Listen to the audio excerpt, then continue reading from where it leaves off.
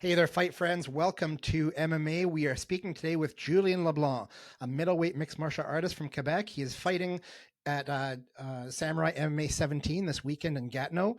And we have some breaking news for you. Julien was originally supposed to be fighting a fighter named Neemias Santana, but Julien has some news he's going to share with us. Julien, what's going on with you and what's going on with your fight game? Man, what's going on? I'm training hard, preparing for my fight this Friday. So we're Tuesday. It's in 3 days.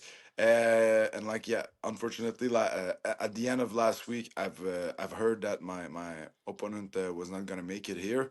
I don't know the exact reason. At the end of the day, I respect him a lot, and I'm sure it's not his fault. And yeah, so I'm gonna change. I'm gonna have a last minute change of opponent. We have two guys on deck, so it's just a matter of medicals.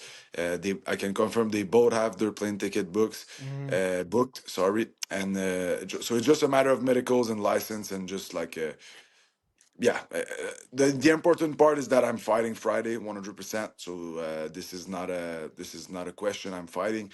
I'm now the co-main event, so I'm not the main event anymore because it's going to be a catchweight 3-round fight. I won't mhm. defend the belt this time. It will be for another time. Mikhail Dufort will be the main event. He'll defend his 155-pound belt. And yeah, I'm just looking forward to fight and perform in front of my people. As we know, the event is still in my hometown once again, and like I have a very good support, and I'm super grateful for the people that always buy tickets, my sponsors. Thank you so much, guys. But yeah, it was really important that no matter what, I was stepping in the cage Friday for the people that bought tickets. So yeah, that's the plan. I will confirm the opponent as soon as we know, but as of right now, it's still between the two. To me, that's extraordinary that Samurai MMA is taking such steps. I mean, that sounds like that's next level. Not only have they identified two replacement opponents, but they have the plane tickets are bought. They're both going through the medicals. So they're not really taking any chances. They must really, really want you on this card. That must make you feel just pretty special. Yeah, for sure. You know, I have a very good relationship with Samurai and Daniel Lafont, and I want to shout out to him and shout out to my manager who's been helping a lot also to fix the problem. So they've been working hard behind the scenes, and yeah, he knows like I've trained hard. I'm 33 years old, so there's no time to lose for sure. But it's also that people, every time they come here, people always buy a lot of tickets, and the people come, they come. So we cannot, unfortunately, as much as the card is amazing, you know, I'm the biggest ticket seller here, so for sure people come to see me first. Yes, it's all the other great fighters on the card is extra for them, but I mean, they come to see me fight, so. It, Hmm. it was like a no-brainer that I had to fight, even though it's last minute. Even though I know I would still have got paid by Samurai my full purse. Uh, like I said, it was just a no-brainer. It was like, hey, I need to fight. Like this is, I don't Yeah, care about the money at this point. We have to not let the people down. So I'm happy that they're taking such steps as booking two guys and just like, hey, let's go. And I guess both will get a like the one that gets chosen will get a good pay because he's taking the fight short notice, hmm, and I'm sure the other one will still get a little compensation because he's still doing the medicals and everything right sure. now. You know what I mean? It's So time. no, yeah, it's exactly. So no, I appreciate a lot, and it means a lot. And yeah, I'm just. I can't wait to know 100% who it is, but at the end of the day, a fight is a fight. And look, the time I fought Chris Chapman, it's the opponent changed on the weigh-in day, So I'm Hmm. used to all this, and it's not different. So let's just go perform and get that win. It's interesting that you say you're used to it. It used to be a long time ago that um, there weren't. To me, it seems like there's more opponents pulling out or not making fights than it used to be. It's rightly or wrongly, that's just a feeling that I have. So it's got to be difficult, or maybe it's not difficult. How do you prepare yourself to? I need to formulate my thought here, formulate my question. So, like you're training, you have a whole training camp. You have this one guy in mind, Neemias Santana. You have him in Santana. mind. You're looking at his tape. You're watching his styles, and you're preparing yourself and everything. and then all of a sudden that's done, and it's the unknown. You don't know who you're facing. You could be facing like a 100% striker. You could be facing a like a world champion black belt jiu-jitsu guy.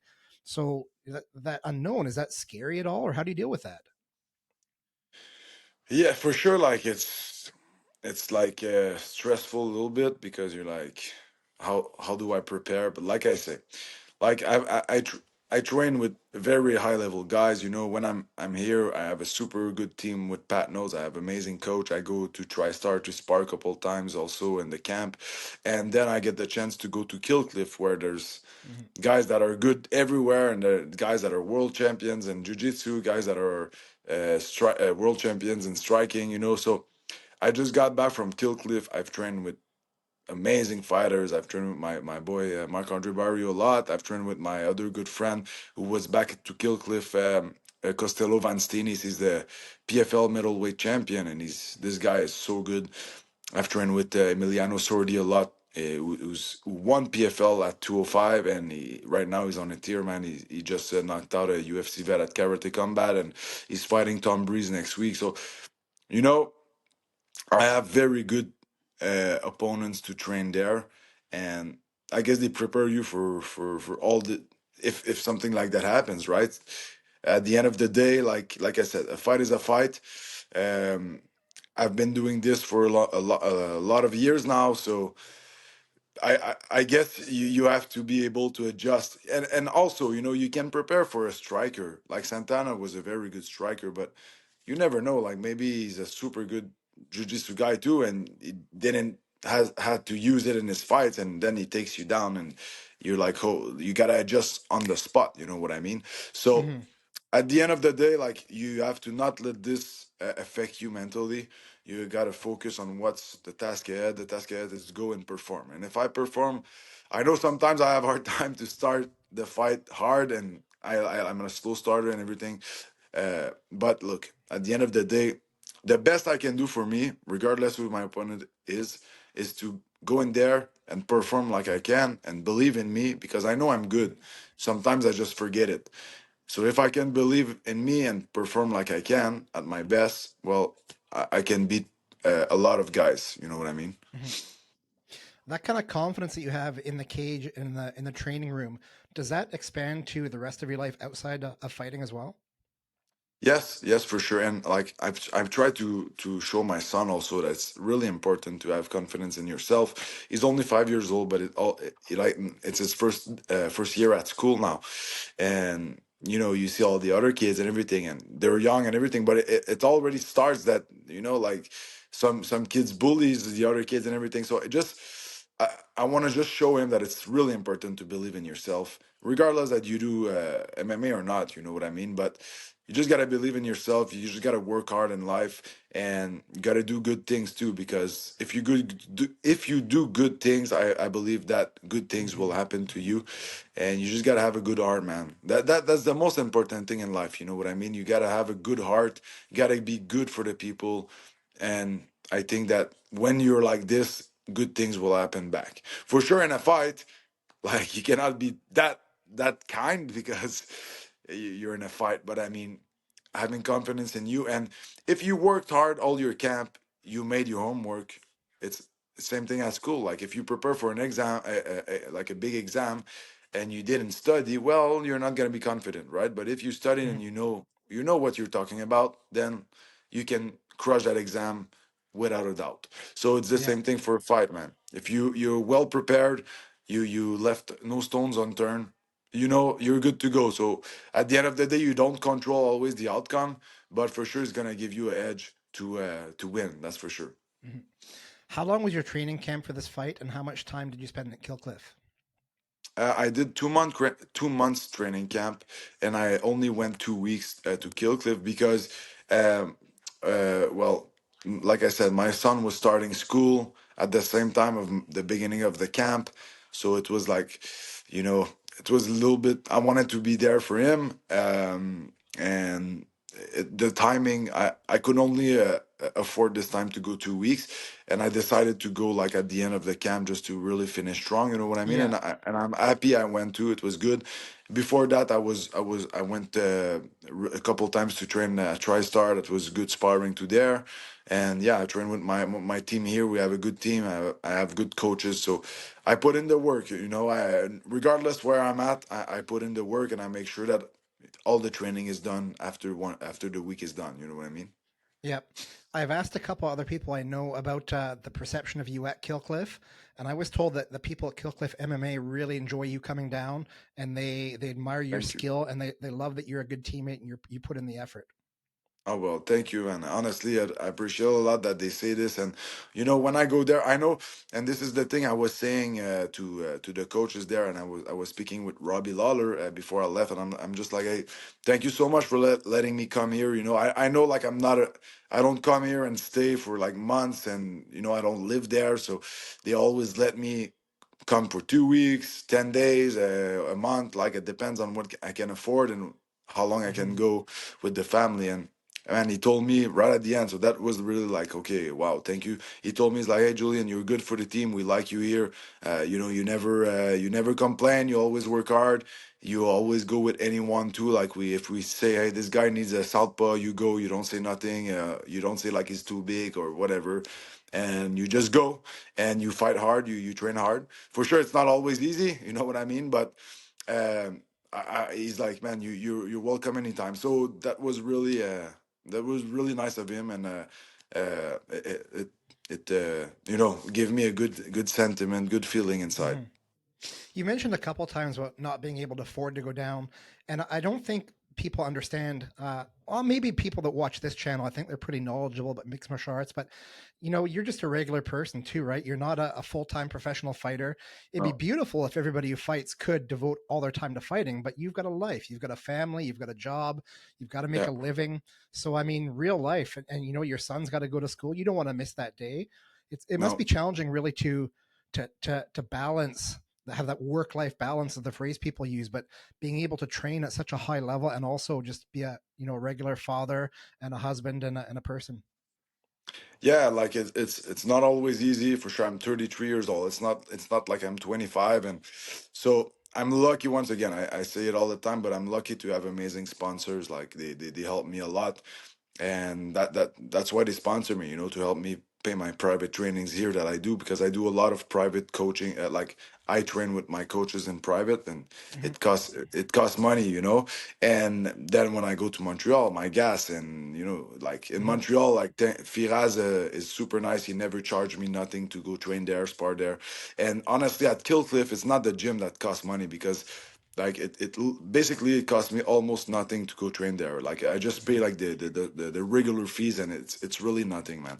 So once again, Cliff are super nice with me. They don't want to make money out of me at all. It's more like the plane ticket, renting a car, then renting a house there. It's like a, Yeah. you know, Yeah. it's almost like it's 1,000 Canadian a week.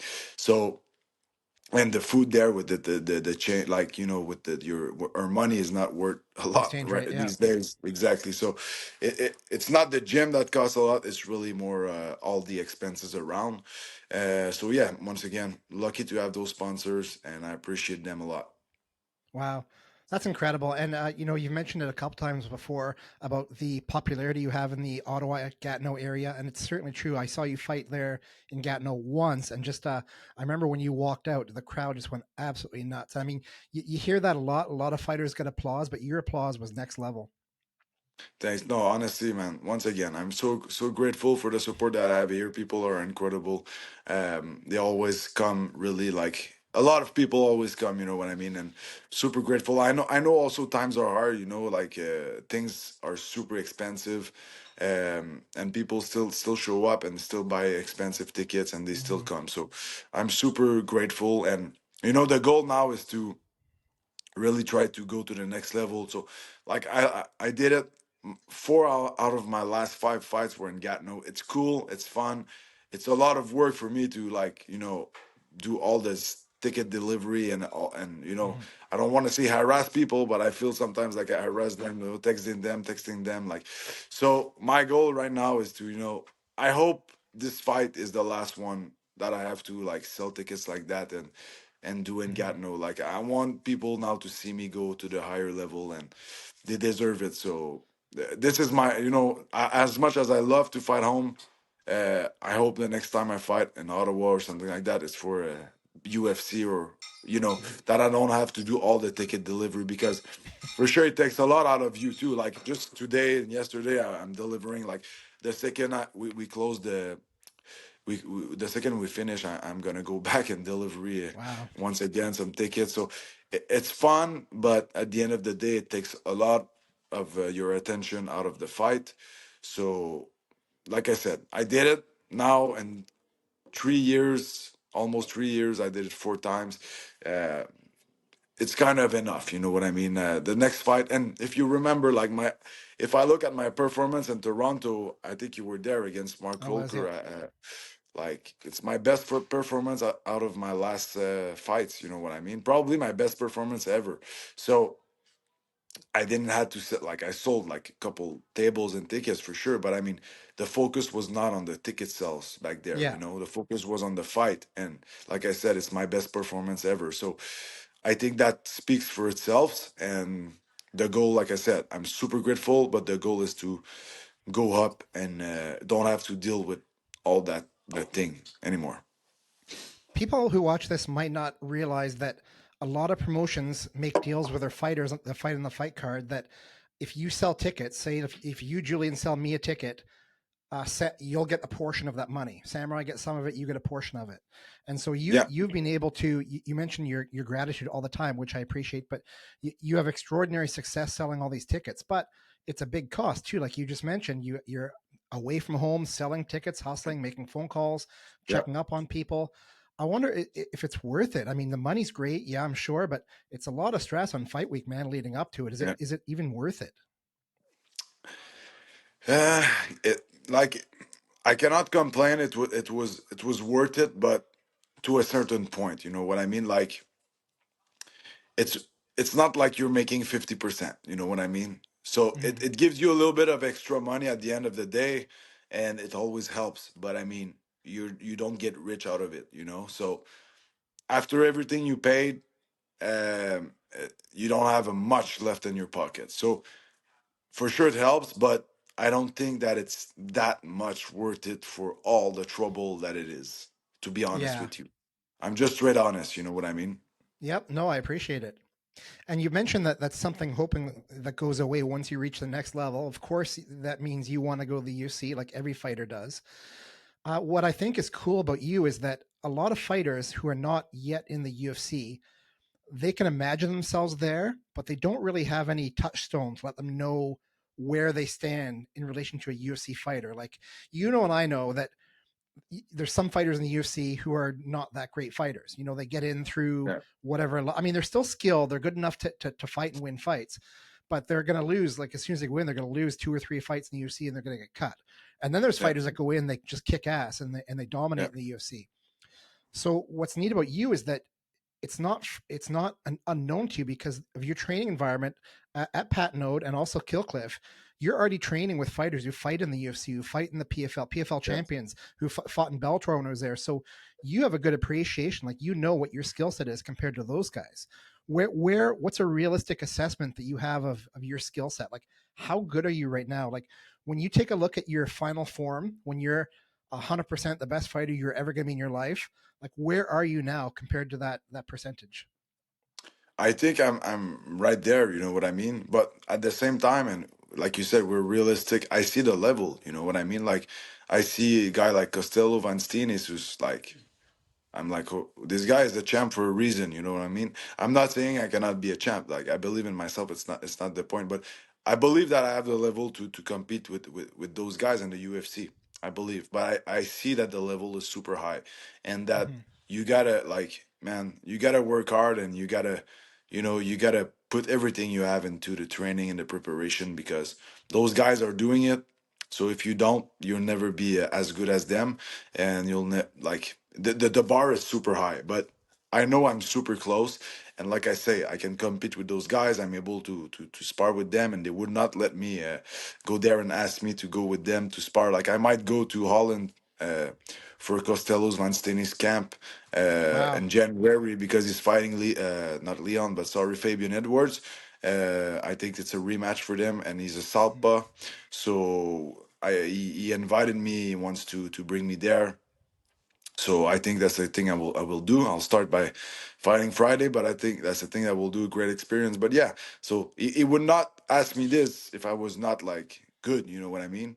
Yeah, I So do. I know I can compete with the guys. I know it. It's just that I, if the times come, I need to prove it. You know, like if you look at my last fight with Weeks, like I just started slow against Weeks, but the third round, like when I started believing in myself, like I was beating him up, and he took me down 2 times. I got up right away. Are you still there? Oh, I can do it 100%. So it's just a matter of getting the opportunity. You know what I mean? yeah, I do know what you mean.